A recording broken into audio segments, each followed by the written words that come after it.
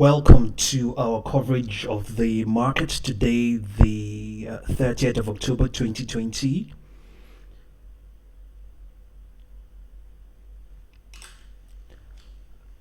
If you're new to this channel, subscribe, like, and share. If you're already a subscribed user, thank you very much. But I need to bring to your notice, if you may already know, that we are in a critical moment in time. There may be critical or major shifts in how the markets are going to be acting. If certain things happen, the market could go into a substantial collapse in prices. We could see up to 50 to 60% retracement of this year's rally. There have been a substantial amount of selling in the short-term models of certain experts. The elections is likely to be contested from both or either side. I'm talking about the US elections.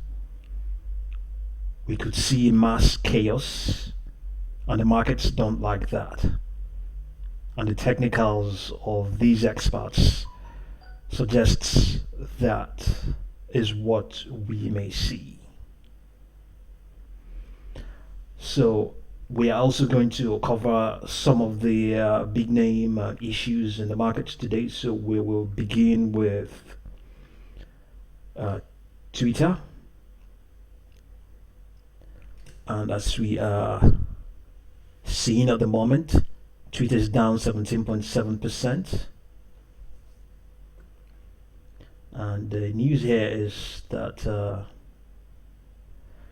Twitter added users and revenue in the third quarter, but its daily active user gains fell short of analyst expectations, sending its shares sharply lower in the aftermarket after trading yesterday. Twitter is currently down 17.22%. The San Francisco-based company said its average monetizable daily users increased to 187 million, up 1 million from previous quarter and 145 in the year ago period. Analysts observed by FactSet had expected the social network's daily user count to hit 195 million.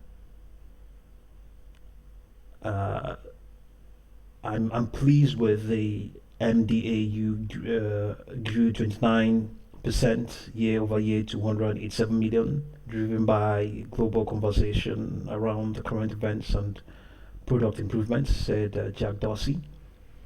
In a statement, he noted that the company has grown its daily audience by 42 million in the past year.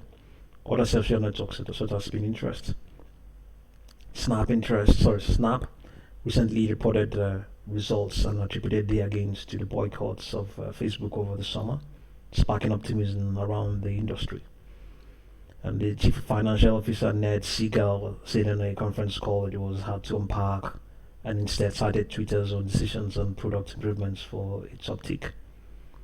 Revenue rose $936.2 million from $823.7 million in the year ago. Other revenue rose 15% year over year to $800 million, according to the company's filing. The FactSet consensus was for revenue of $777.3 million. Okay, so that's some piece of news we have there, and there's still more. U.S. stocks set for decline Friday. They're already declining. Okay, let's see if we can get more details. We even see whether we can get analyst reports concerning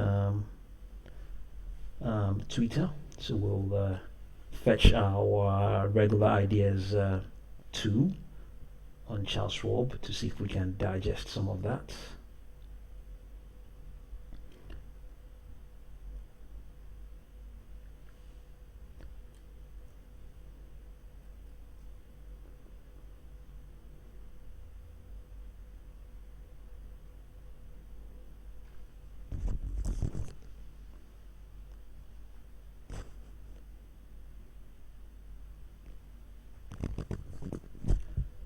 So let's see whether this is actually the current position of things. Let's see.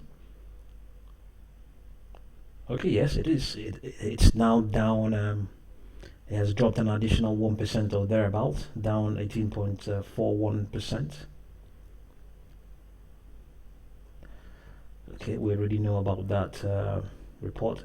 Q4 reported earnings were $0.19, a drop of 0.05. This is a 24% decrease over non-GAAP results from the same period over a year ago. Prices crossed below 50-day moving average. You can see that it's dropped below that. This is the 50-day moving average. Okay, Reuters investment profile report now. Let's see whether it is what. Okay, no, I don't think it is.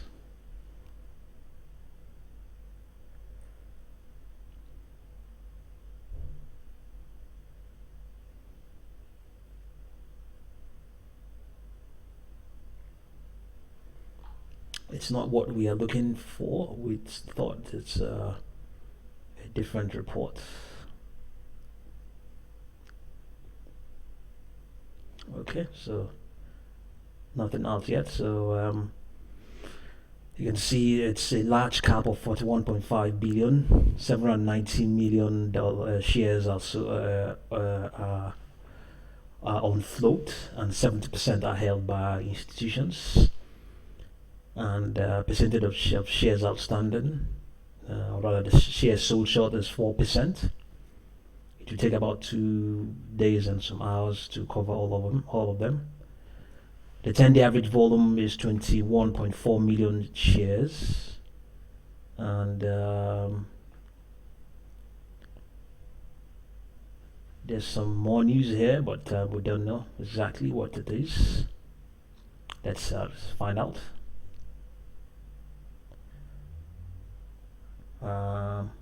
Okay, they're just few things that might be difficult for us to read out. Okay, so technically Twitter appears to be correcting within a long-term bullish trend, although its MACD is presently below the signal line. Shares remain 21.5% above an upward sloping 200 moving day average. Okay, it's outperforming this S&P 500. Momentum for Twitter is strongly bearish. Alright, the 14-period slow stochastic oscillator is falling as investors sell shares and drive the price lower. Okay, let's see. That is the. Yes, it looks like it, no doubt. Did this occur in one day? This gap we're looking at here, 29th. Okay, it does. So it's one day that this occurred, that gap we're looking at. But before that time, it was gradually inching up, unless this is this has taken into account what has happened today, which is a decline of 18.42%. Volume as measured using the unbalanced volume indicator is rising and therefore bullish. This is because volume is greater on up periods than on down periods, and implies that buyers are presently more active than sellers, but probably not today. The Bollinger Bands are presently wider than usual as a result of greater than normal volatility that accompanied the recent price move. Events such as this may precede a pause or reversal in the near-term trend. So the next equity will be Facebook.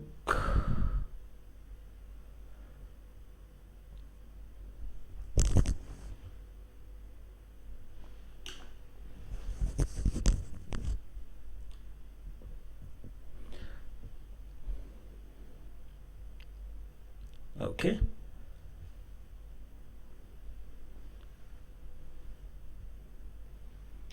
So Facebook is also down. It's down 5.5% or 5.4%, as the case may be. And There's some news here. It says analyst actions. Let's find out. MKM Partners adjusts Facebook's price target to $330 from 300, reiterates buy rating.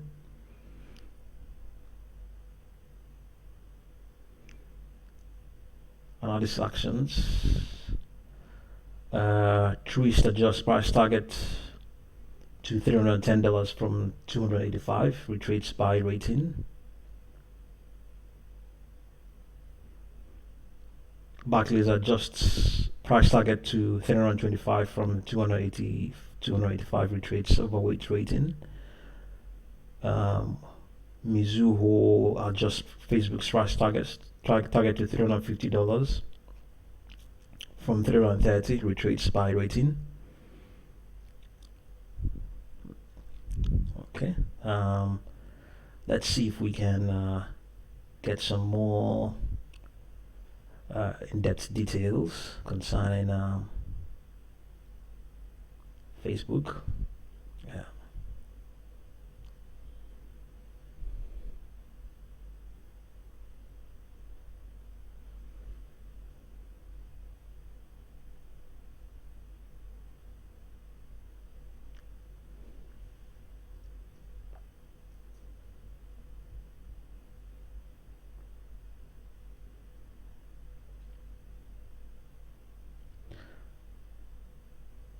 Yes, I believe they reported their earnings at the close of market yesterday, and it says Q4 reported earnings were $2.71, a 0.01 beat.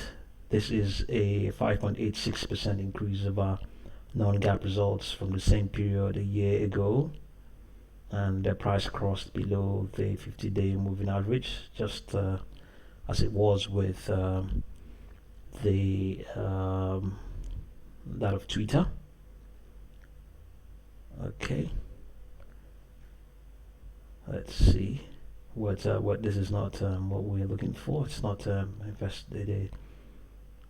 not the investment profile. We are looking for analyst report. Okay, so Facebook is has a large cap company. Market cap of $800 billion, $2.84 billion are outstanding, and 0.74 is of that are sold short, and it will take about 1 day and a few hours to cover all of that. And its 10-day average volume is 20.5 million shares. So, but much of the news today concerning Facebook obviously has to be the earnings outcomes and the price targets and adjustments and ratings, So technically, Facebook appears to be consolidating within a long-term uptrend, just like Twitter as well. Shares are presently above the 200-day moving average, which is rising along with the 10-day moving average. Okay.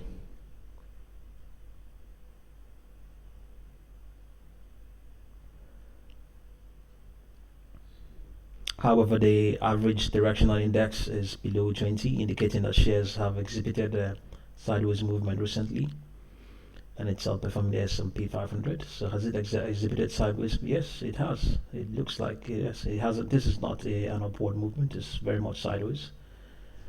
Yes, of late. So we would say from the 12th of this month, October 2020.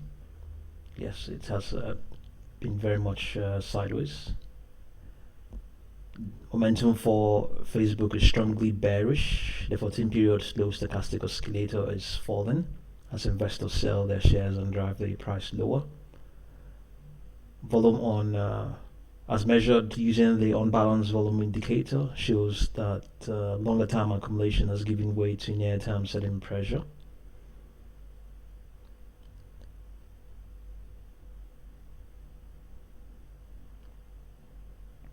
Periods of low volatility tend to precede price breakouts, although they do not provide information as to which direction the breakouts will tend.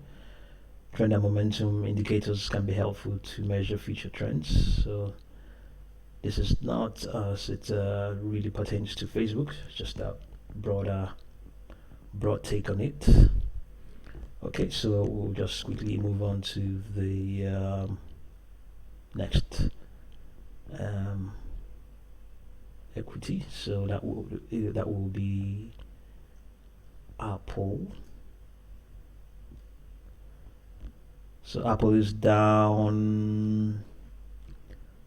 Apple is down 4.99%.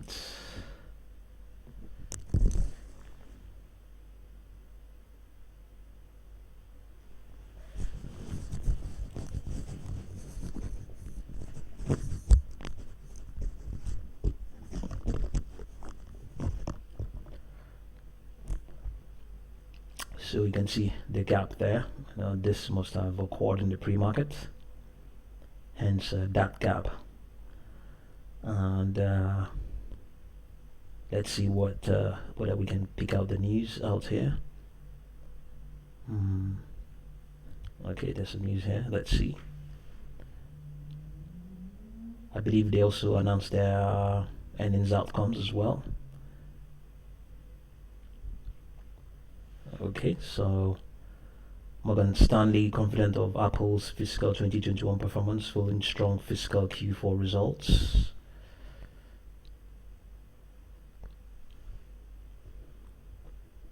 Morgan Stanley is confident Apple will yield stronger than expected results in 2021 following a robust fiscal Q4 performance.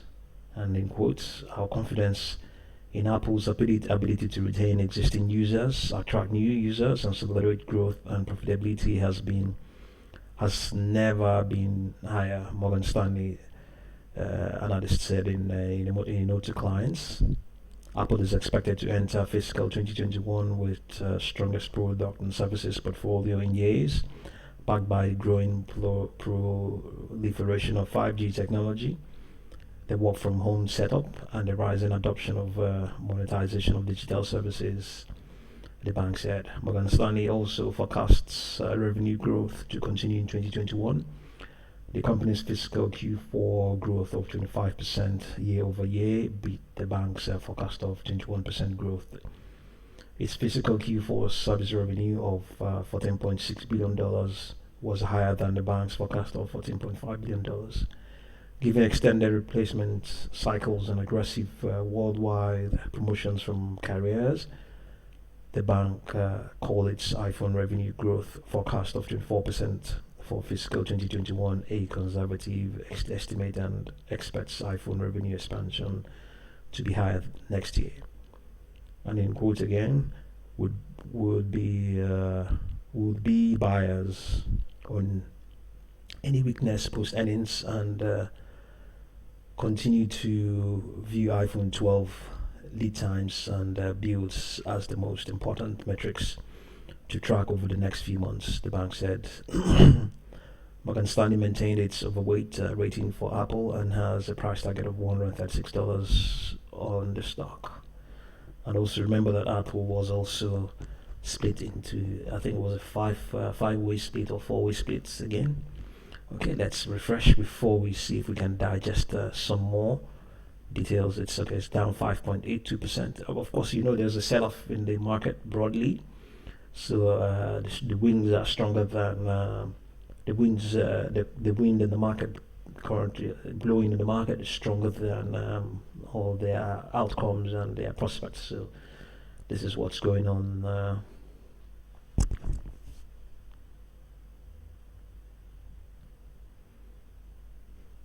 Okay, so let's see if we can return to the ideas page and okay, let's see if we can find out more concerning Apple.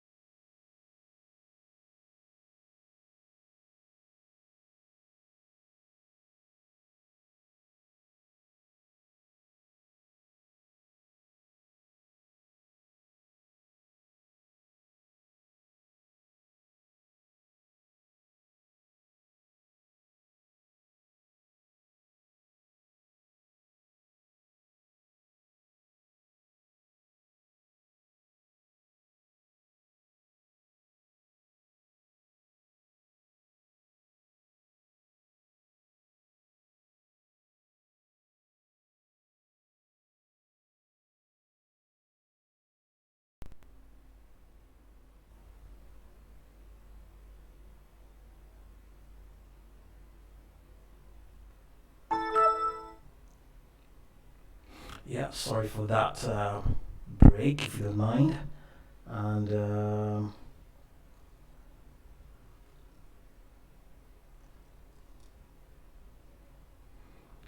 so same news, I think, very much. Um, Apple sells off after iPhone sales miss estimates. Apple stock fell in after hours trading. That was yesterday. Okay, so let's return and digest more from.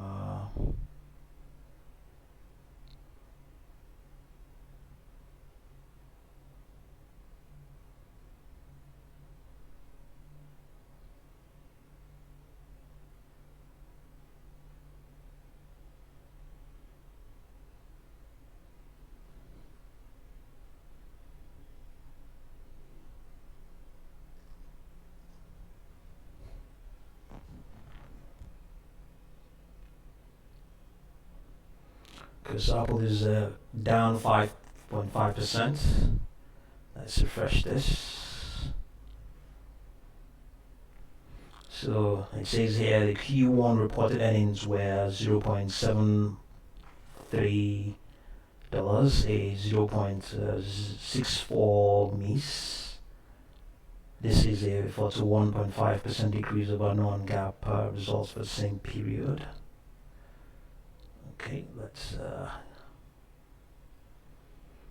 Morgan Stanley equity analyst report now available. Let's see. Okay. Release an updated analyst report. Current ratings on Apple is 2 stars. Let's see if this is as current as.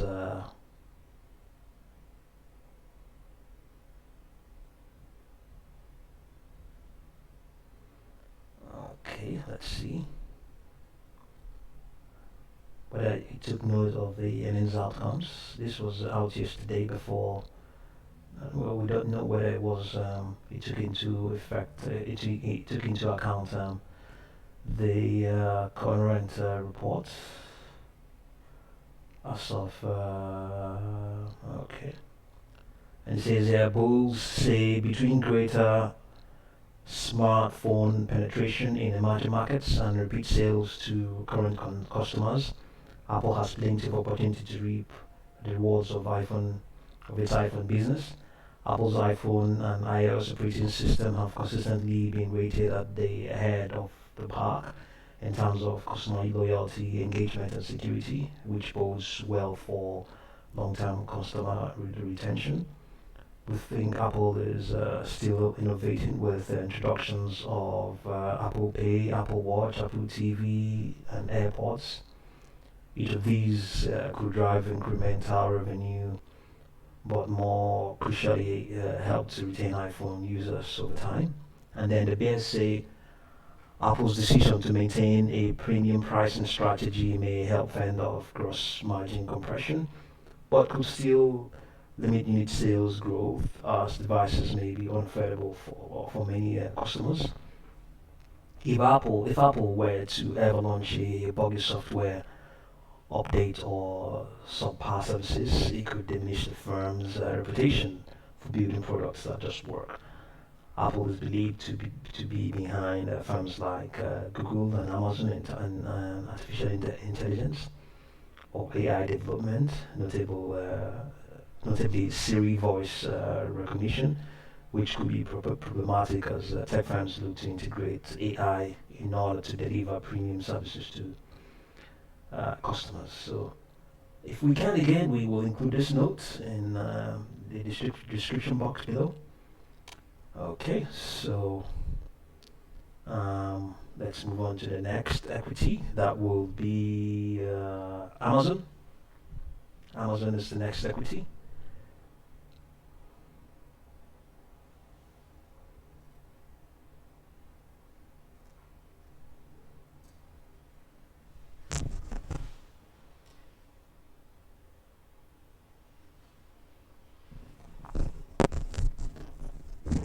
So Amazon is currently down 3.4%. 3.99%. 3.99%. Okay, let's see. Let's refresh it down here. Okay, it's now 4.1%. And the Q4 reported earnings were $12.37, a gain of 3.86%. This is a 91.19% increase over non-GAAP results for the same period a year ago. Okay, let's see. This is not current report. So Morningstar Equity Analyst report now. Let's see. Okay, this is today. This is quite current. Yes.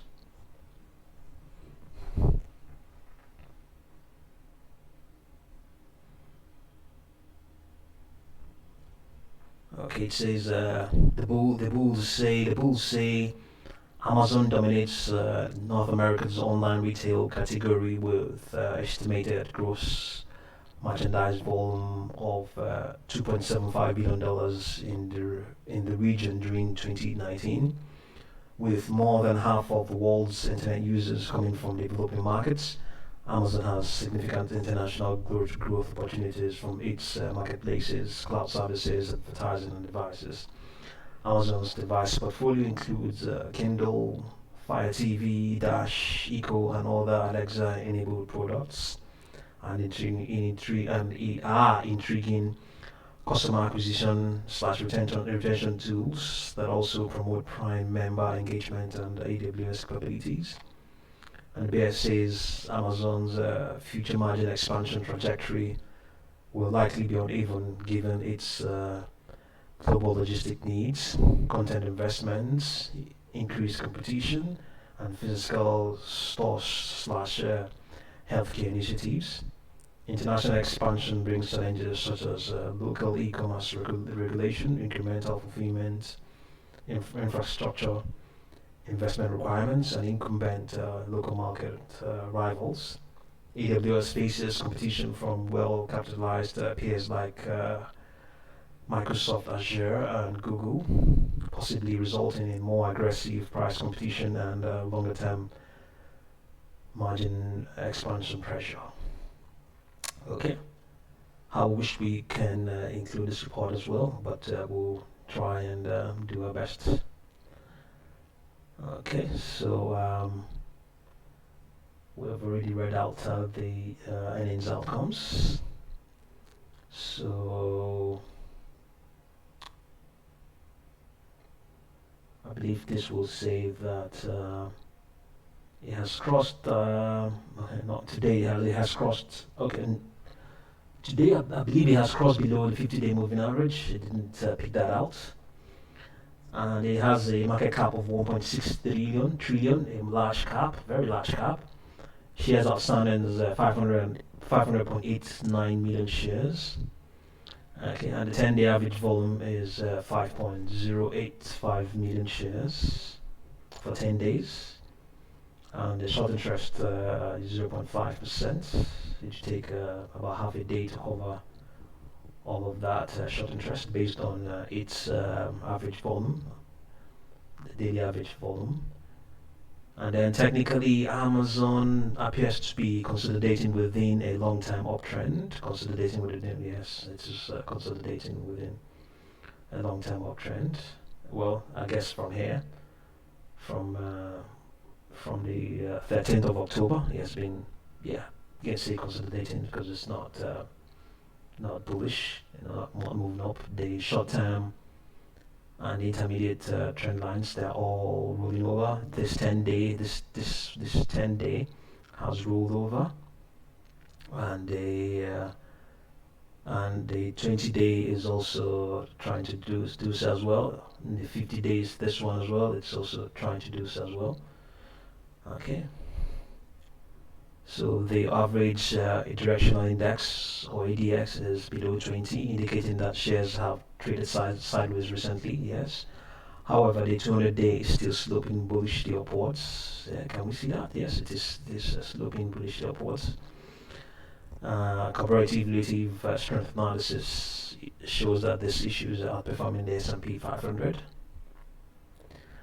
Amazon is strongly bearish. Okay, the 14 period slow stochastic oscillator is below 20, the level which many analysts call oversold. Okay, this means that investors have been actively selling shares and driving the price lower. So it also offers a good opportunity because, as you can see, now it's trading below its short-term and medium-term trend lines. So certain market participants will consider that an opportunity, buying opportunity. And we can also see that it's the technical detail says it is considered oversold, at least within the short-term period, because the 14 period is the short-term period. Okay, the volume, today's volume is on track to be heavier than usual, with 2.5 million shares having traded so far. The unbalanced volume indicator shows that longer term accumulation has given way to near term selling pressure by traders. Okay, near term selling pressure by traders. Yes, no doubt, this is what's going on now. In the short term, there has been more selling. Okay, but it's the losses have been cut down a bit. It's now down 3.74%. Okay, presently the Bollinger Bands for Amazon are of a normal width and signal that volatility has been in line with the norm for this stock. Okay, so we'll just quickly move on to the next equity, and next one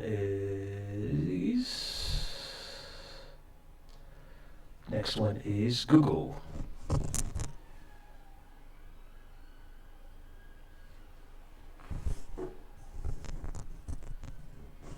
So Google is up 4.4%.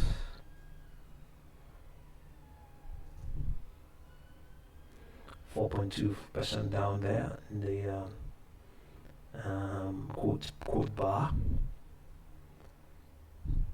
Okay, it's also announced its earnings outcomes, and the mean estimate from 29 analysts is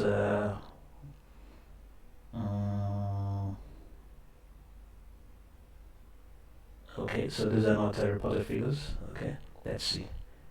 Let's jump down here and quickly get it before we go up. Okay, fourth quarter earnings announcement expected. Okay. This doesn't have that, I think. Alright, this is not a bit stale, if you don't mind. Sorry about that. Let's see whether we can get the news here. Or let's jump to the summary page. Yeah, let's see whether we can get some of that. Or probably go back to do a Google search and find out. So just you can see the gap in the pre-market. It was up to by about 6%. Okay, see there's a huge report here, and it says Alphabet's sharp recovery in search business spells out a huge beat. After the close yesterday, market participants were greeted with a set of mega cap earnings reports from companies such as Apple and the final stocks. The prevailing feeling surrounding this part of financial reports is disappointment, as reflected in the slide in the broader market. However, Google's impressive third quarter 2020 results stand above the rest, enabling its stock to outperform its mega cap tech peers today. The SaaS and cloud giant faced elevated expectations heading into the print due to the strong quarterly performances from Snap and Pinterest. Those social media companies experienced a burst in revenue growth as companies ramped up advertising campaigns, signaling that Google's search business might also post significantly improved results. Google did just start reporting earnings per share of $16.40, a 62% increase year on year, and revenue of $46.2 billion, a 14% increase year on year, crushing the $11.20 and $42.8 billion consensus estimates. The revenue in Google's core search business was a 55.55% of revenue, which generates revenue from ads, was striking, as the segment's revenue increased by 6.5% compared to 10% decline last quarter. There was some question regarding whether advertisers were channeling more spending towards sites with unique attributes such as pins, less controversial content. But the jump in Google's advertising revenue shows that the increase was broad-based. Underscoring that point, during the earnings conference call, CEO Sundar Pichai stated that the company saw improvement in advertising spending across all geographies and most verticals. As economies reopened during the summer, businesses began losing market budgets. Google's dominant search engine is an enticing option for advertisers because people have flooded the internet in search of COVID-19 info, business openings and hours, job openings, political news and online course availability, among other topics. This surge in advertising spending flowed through to YouTube, which generates revenue of $5 billion, up 32% year on year compared to 5.5% growth last year. The acceleration was driven by strengthening demand from brand advertisers and substantial growth in the direct response ads. While the pandemic hindered the advertising business earlier this year, Google Cloud has been remarkably resilient. Following a 52% jump in revenue last quarter, cloud revenue grew 43% this quarter to $3.4 billion. Google's steady and healthy cloud growth is fueled by a couple of main trends. The digitization of businesses creates the need for data processing and analytics, which Google Cloud provides. Additionally, enterprises are continually moving more data to the cloud to improve efficiencies and lower IT costs. Moving forward, Google Cloud will become an increasingly important piece of the company's overall business. Last night, Pichai commented that Google's will invest aggressively in cloud while expanding the global footprint of its infrastructure. The bottom line is that Google delivered very solid results, easily surpassing heightened expectations. The pronounced turnaround in its advertising business is mainly responsible for the huge beat, but Google's future growth increasingly rests on its cloud offering as the company aggressively ramps up investments in that segment.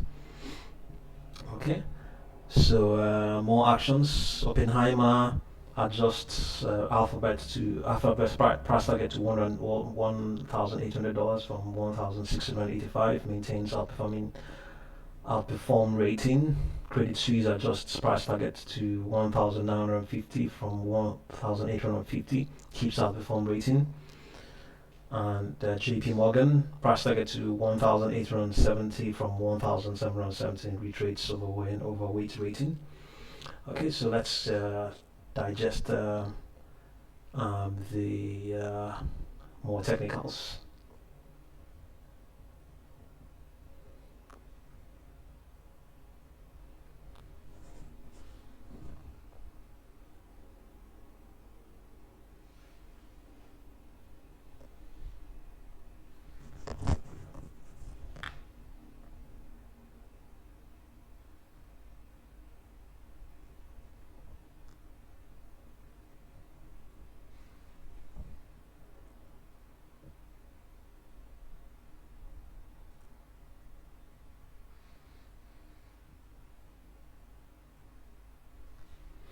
Okay, obviously, it's a large cap of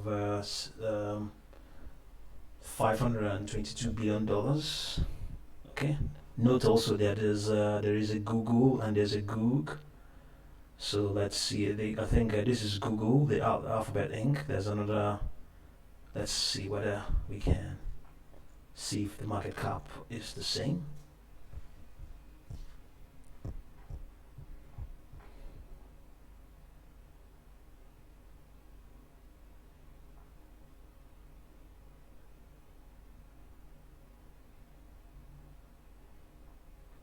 Okay, it's 539, so I think it's a combination of the two of them. Okay, let's stick with the first one we got.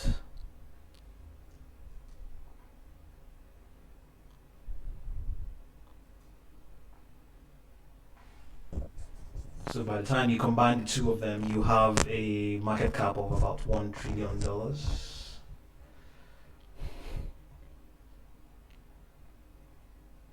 So it's saying today, okay, that was yesterday, it crossed above the 50-day moving average and has maintained that today. So it's currently up 4%. Let's refresh that.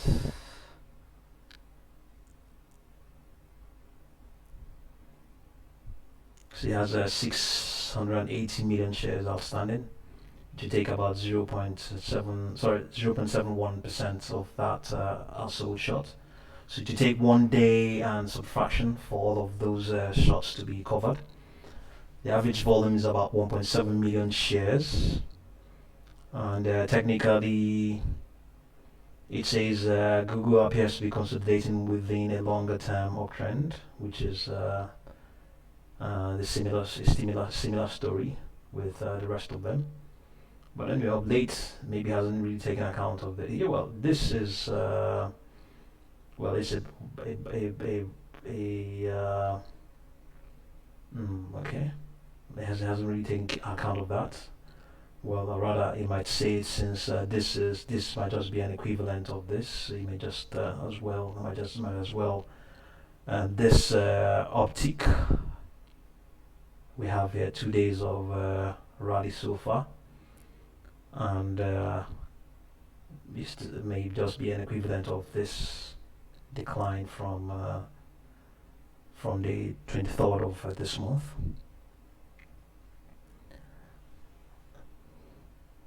Okay, shares are presently above the 200-day moving average, which is rising along with the 10-day moving average.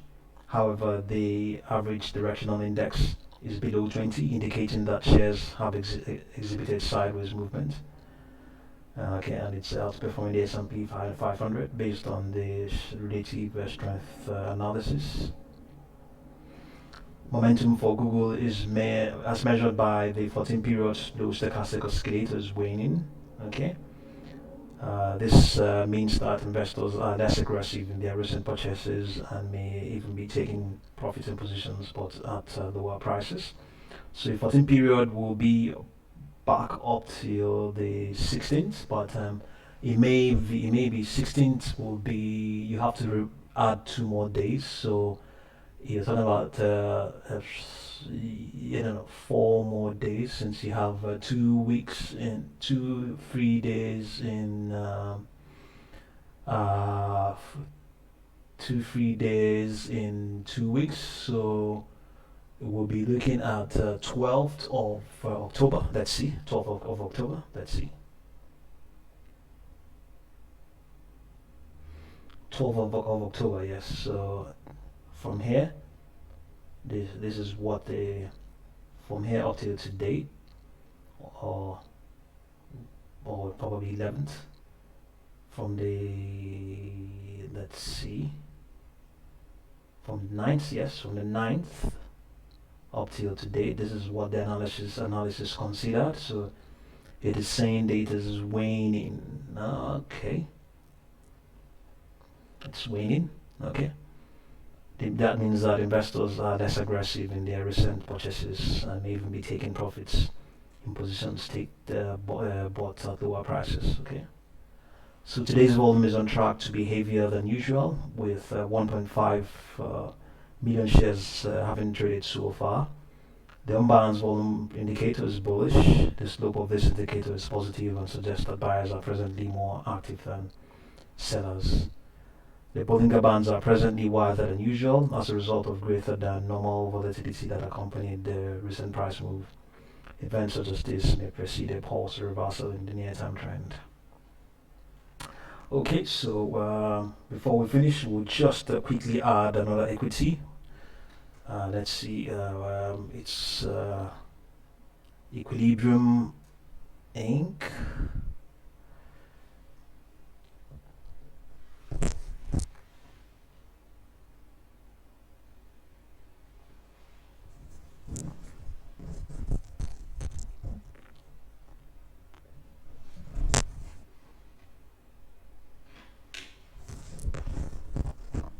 It's a biotech company, and let's see if we can get any news concerning this issue.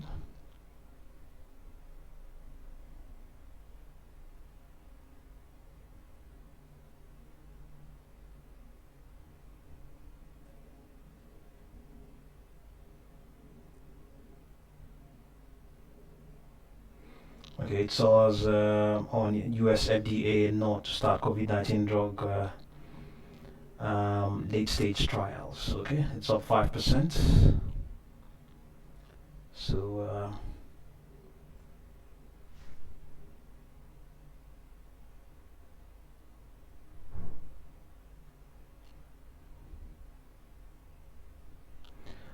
okay, it actually says here it's up 29% at some point. It was receives a study may proceed letter from FDA for itolizumab in COVID-19 patients. So Equilibrium Inc. is a biotech company, and the company develops products to solve autoimmune and inflammatory or immunoinflammatory disorders with high unmet medical needs. Its initial product candidate EQ001 itolizumab is a clinical stage monoclonal antibody that selectively targets the novel immune checkpoint receptor CD6.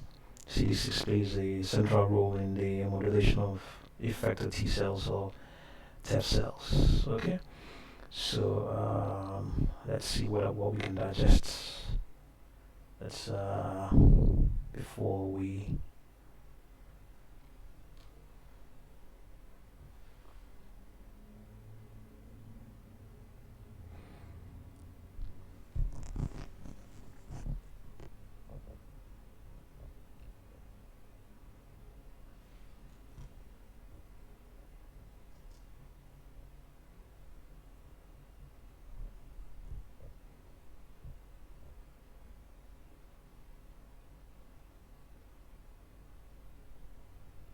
Okay, so it's saying here there's a volume spike. Trading volume expected. The 10-day moving average of 10-day average of 4.7 million shares up 1,351.6%. So that's what's going on at the moment with Equilibrium Inc.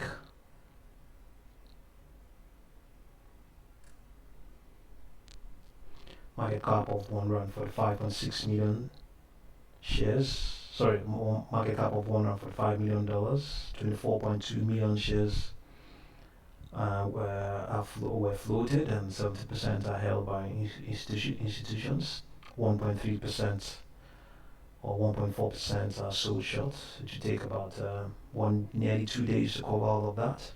The 10-day average volume is about 330,000. So we're currently up. It's at 4.7 million now, so that is a huge spike. Hence that 1,351% increase. So technically, Equilibrium appears to be consolidating within a long-time uptrend. Shares are presently above the 200-day moving average, which is rising along with a 10-day moving average. However, the average directional index is below 20, indicating that shares have exhibited sideways movement recently. Okay, and it's outperforming the S&P 500. Yes, very, very typical, very, very explanatory. It has moved sideways recently, no doubt about that.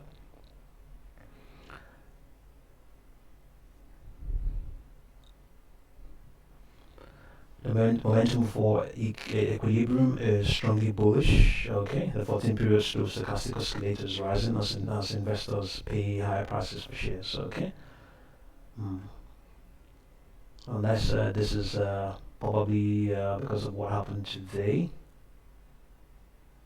Okay.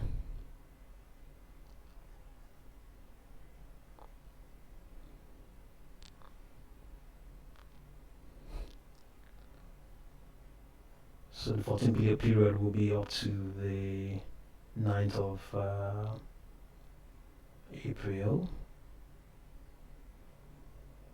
So from today, okay, doesn't look like it that much.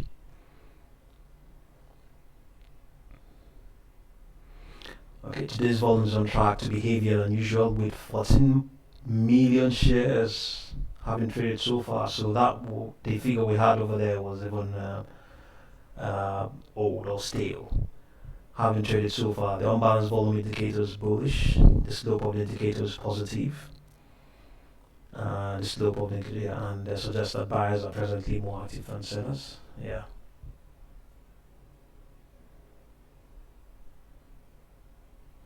Okay, it's actually losing some of that steam. It's now up 2.67%. So the